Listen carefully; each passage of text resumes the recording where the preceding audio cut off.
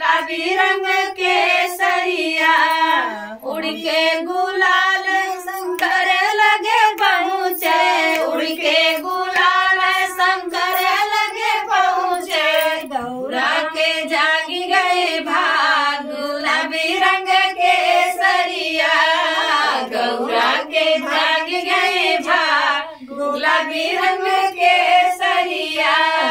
होलिया में उड़ेला गुलाल गुलाबी रंग के सरिया, होलिया में उड़ेला गुलाल गुलाबी रंग के सरिया। उड़ के गुलाल विष्णु लगे पहुँचे, उड़ के गुलाल विष्णु लगे पहुँचे।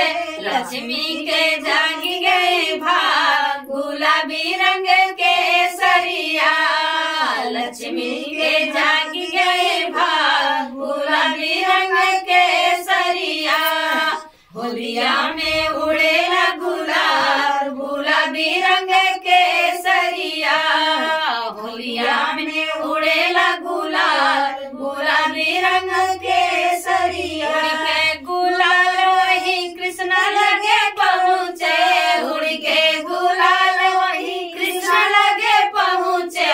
राधा के जागी गए भाग गुलाबी रंग के सरिया, राधा के जागी गए भाग गुलाबी रंग के सरिया।